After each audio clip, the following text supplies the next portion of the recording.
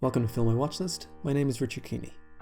Today I'll be reviewing new Irish film Rosie from Paddy Breathnach, the director of 2016's fantastic Viva, and with a screenplay by acclaimed Irish novelist behind The Commitments and The Snapper, Roddy Doyle. Rosie takes an intimate look at the invisible side of the ongoing Irish homelessness crisis, focusing on 36 hours in the life of Rosie, a woman whose husband and 4 kids have recently been evicted from their home with no safety net.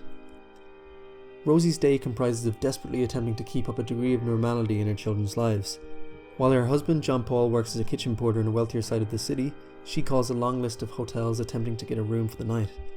Despite putting on a brave face for her kids, insisting that this is only temporary until they get a new home, the process is clearly beginning to take its toll on Rosie as their car becomes more and more their only stable living space, and the children pine for the comforts of their old home and pet dog. Bolstered by a strong, well-observed central performance by Sarah Greene, the film is quietly heartbreaking and human. The child cast's performances are impressively natural and really succeed in hitting home the tragic circumstances. The minutiae of their day-to-day lives become vastly important vestiges of their rapidly diminishing normalcy.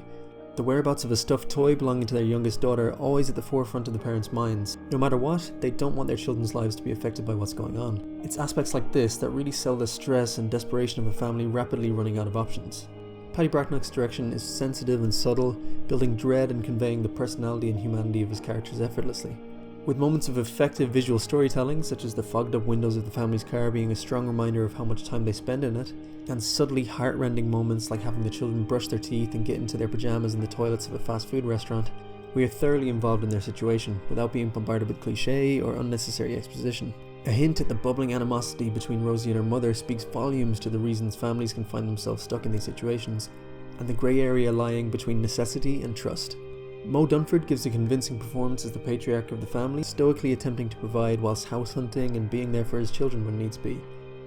The relationship between Dunford and Greene is nicely observed, their quiet asides giving us a glimpse of the depth of their anxieties as they negotiate what to do if they can't find a hotel for the night, while they manage to sufficiently emotionally support one another so that they don't fall into despair and they're not overwhelmed by their circumstances. The film isn't without its faults. The dialogue does take a little bit of getting used to. Its dependence on colloquial Dublin expression appears slightly forced to begin with, but gains authenticity as the film progresses. Likewise, its subtle approach may come across as too timid for some, with its tendency to avoid over-the-top drama in favour of implication becoming a double-edged sword that can work effectively, but can also contribute to a subdued message overall. All of which is largely overshadowed by some sincerely effective character moments and a powerful ending. All in all, what emerges in Rosie is a searing indictment of a system that's indifference has created an urgent problem for countless families. Without big bold statements, and utilising an effective documentary like Dose of Social Realism, Rosie gives us an urgent reminder of those forgotten, invisible members of society that so desperately need attention.